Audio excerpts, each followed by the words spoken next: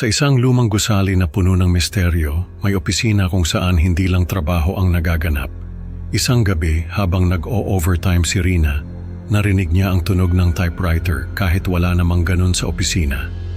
Ayon sa mga kwento, ito raw ay ang multo ng isang sekretarya na natrap at namatay sa sunog noong 1980s. Patuloy na nagtatype sa kanyang typewriter. Paano kung isang gabi, makita mo ang multo na ito at maramdaman ang kanyang kalungkutan?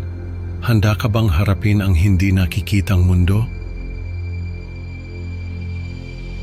May kwento ako sa inyo. Sana mapili nyo at sana magustuhan nyo. Tawagin nyo na lang akong Rina. May pinapasukan akong opisina dati na may mga nakakatakot na kwento. Hindi ko alam kung bakit sa dinami-dami ng opisina, doon pa ako napunta. Nasa lumang building yung opisina namin. Yung building na yon, ang dami ng pinasukan na kumpanya, parang nagre-rent lang sila doon. Tapos kapag lumaki na yung kumpanya, lilipat na sila sa sarili nilang building.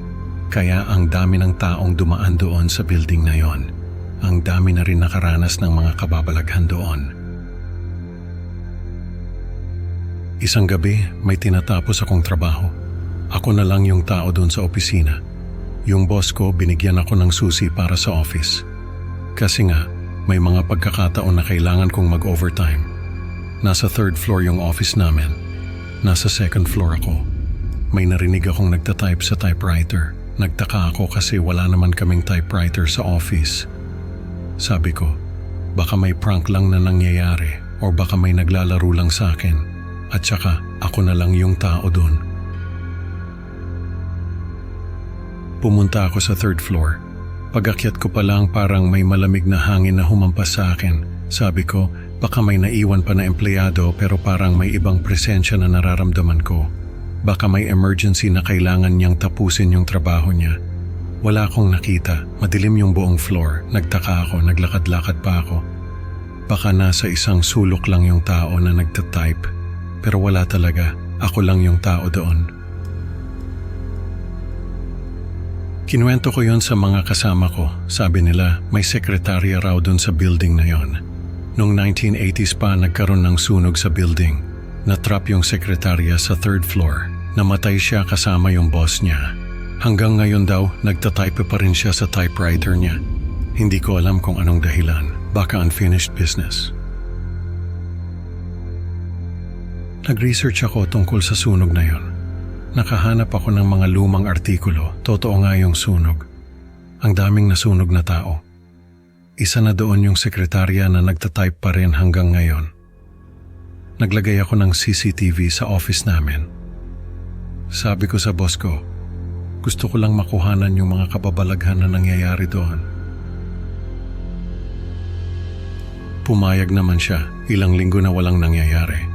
Hanggang isang araw nakita ko sa footage na gumagalaw yung mga upuan sa conference room. Yung mga upuan paikot-ikot siya sa paligid ng mesa. Tapos bigla siyang titigil. Tapos iikot na naman. Nakakatakot pero hindi ako natakot. Mas natuwa ako kasi napatunayan ko na may multo talaga doon. Isang gabi nag-overtime ulit ako. Tapos nakita ko yung sekretarya. Nakaupo siya sa harap ng typewriter niya. Nagtatype. Parang may kurot sa puso ko nung makita ko siya kasi kamukha niya yung tiyahin ko. Parang gusto kong umiyak pero hindi ko alam kung bakit. Hindi ko alam kung bakit ganoon. Pero parang hindi naman siya nakakatakot. Nung makita ko siya parang nalungkot pa nga ako kasi naalala ko yung tiyahin ko. Nung sumunod na araw naglagay ako ng teddy bear sa display case doon sa 3rd floor. Para bang maliit na gesture lang yon pero gusto kong ipakita na may nagmamalasakit sa kanya kahit papaano. Para sa sekretarya, naawa ako sa kanya. Siguro may kailangan siyang gawin kaya hindi pa siya makaalis sa mundo natin. Kahit na ang dami ko nang nakitang kababalaghan doon sa opisina, hindi pa rin ako natakot. Nagpatuloy pa rin ako sa trabaho ko. Ang dami ko nang nakitang multo sa buong building. May mga pagkakataon na may kasama ako doon sa opisina na hindi na makauwi kasi umuulan o kaya may bagyo. Kapag ganon, doon na lang sila natutulog sa office. Tapos, kinabukasan, Sasabihin nila sa akin na may multo raw doon sa opisina. Tatawanan ko lang sila. Sasabihin ko na, alam ko na yon.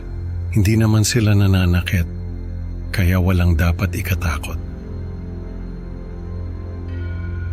May isang beses na may bagong pasok na empleyado.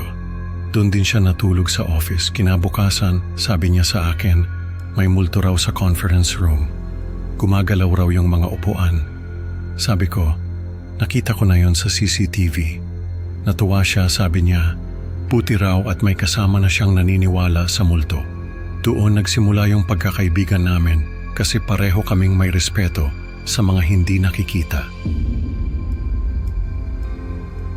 Nag-resign din ako sa opisina na yon, lumipat ako ng trabaho. Pero kahit na umalis na ako, parang may bahagi pa rin ng puso ko na naiwan doon. Sana nga maging tahimik na yung mga kaluluwa na nandun. Sa kwento natin ngayon, natutunan natin na hindi lahat ng multo ay dapat katakutan. Minsan, kailangan lang nila ng kaunting malasakit. Salamat sa pakikinig, mga ka-creepy. Huwag kalimutang i-like at mag-subscribe para sa mas marami pang nakakatakot na kwento. Excited na akong makita kayo sa susunod na upload. Hanggang sa muli, mag-ingat sa mga hindi nakikitang kasama sa opisina.